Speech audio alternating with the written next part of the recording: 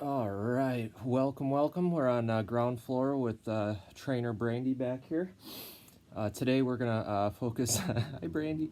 We're gonna focus on four movements for hip mobility to increase the hip's ability to not only move but also to transfer forces properly. A lot of times when we have knee pain, low back pain, could be stemming from tightness in the hips. So the overall goal for today is to incorporate a couple movements that will help alleviate some of that tightness in the hips, and also very, very beneficial for anybody that is in a seated position for too long throughout their day, which is the majority of working people. So first movement that we're going to do is you're going to be in a laying down position. I've got a very, very highly advanced piece of equipment to use today. Paper plate. This will be my little slider for my foot. What I'm going to do, laying on my back, I'm going to slide one leg out, bring the other leg, I'm going to bring that knee towards my chest. Here's how it looks.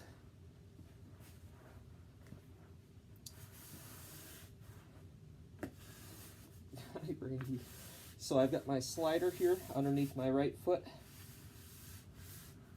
That left knee, I'm going to keep up in the air like so. And from here, I'm going to extend that right leg out as far as I can, bring the knee towards my chest. Extend out, bring the knee towards the chest. Extend the foot, or leg I should say, bring the knee towards your chest.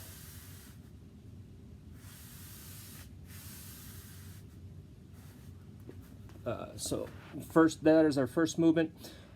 10 repetitions each side should do you fine. You can do a little more, a little less, whatever you feel like you need for your day. The next movement that we're going to do is going to be on the ground as well. We'll be in a half kneeling position with the foot that is behind us is going to be turned outward. So that half kneeling position, this is going to be the leg that I kneel on. That foot I'm going to have pointed towards the outside of my body. From here, from that position, I'm going to bring that other leg at an angle across my body. So if my shoulders are squared off here, I'm angled in this direction with that foot that's planted. Again, I turn that back foot outwards, and from here, all I'm trying to do is send my body forward towards this knee while keeping that foot on the floor. And here's how it looks.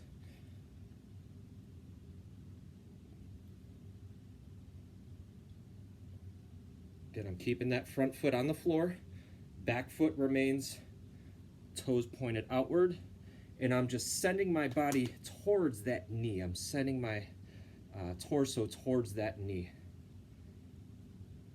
Or towards Brandy. Hi, Brandy.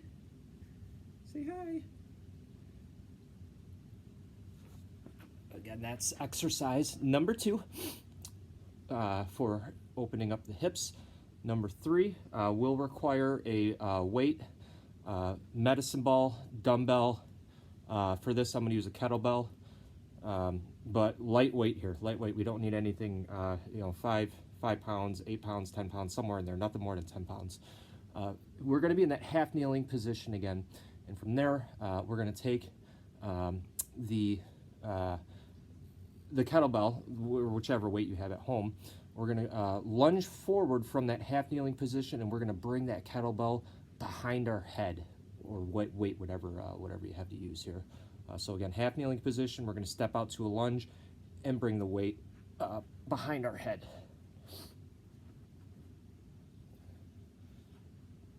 So I said between no more than 10 pounds, 4 kilograms here, 8.8 pounds, so we're definitely within our weight. We'll be in that half kneeling position. I'm sorry, full kneeling position, step out into the lunge, bring it overhead. I know, Brandy, I'm still learning too. All right, so I'm in my full kneeling position, the weight is in front of me. From here, I'm gonna pick up that weight, and I'm gonna go into a lunge and reach overhead. Let me back up a little bit here so you get a better view.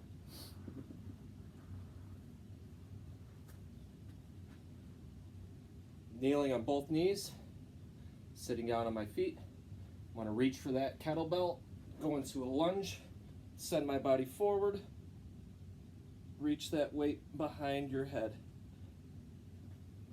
and back.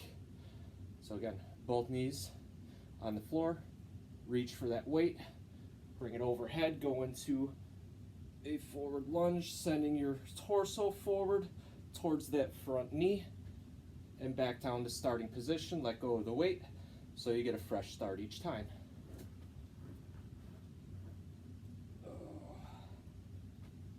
Yeah, those are fun.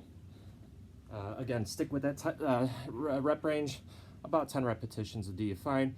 Make sure we get both sides on that. So that was movement number 3 to open up the hips.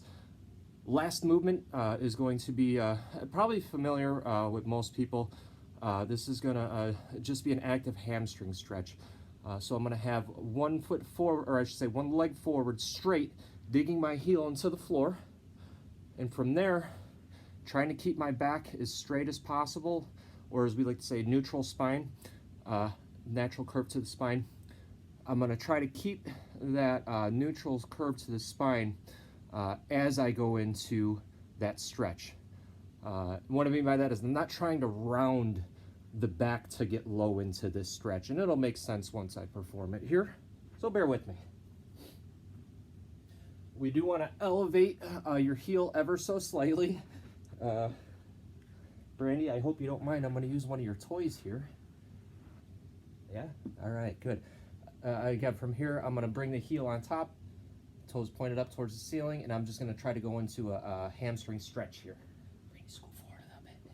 Scoot forward a little. There you go. You can stay there, though. All right. Come on over here, baby. Come on over here, baby.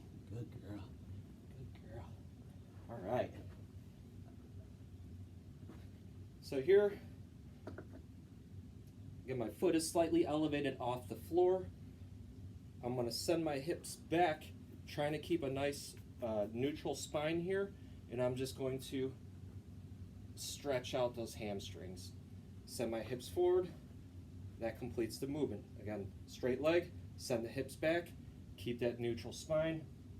Try to push the hips back as far as we can. So notice I'm not rounding from the back here. I'm keeping my shoulders back, nice neutral spine, and back up. Send the hips back, and up. That concludes 4 movements. We will go into 4 more movements for the hips, but those 4 ones will get you started with minimal equipment needed. And again, the purpose of that, get more mobility in the hips. If the hips are tight, low back can suffer, knees can suffer. There has been some research done on soccer players that showed that ACL tears, out of the 50 that had ACL tears, the majority of them had some form of tightness in the hips. So we can say that if we alleviated that tightness in the hips, their chances for injury would have been a lot lower. Thank you for watching. Hit the subscribe button, hit the like button, it would be greatly appreciated. And also, this channel's just getting started. Feedback's greatly appreciated.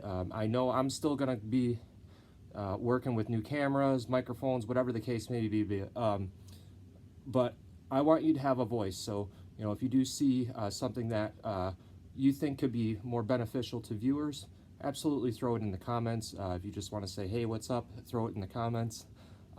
Anything is fine as long as it's not, you know, crazy spam or anything like that. Thanks again. Have a wonderful day and keep moving.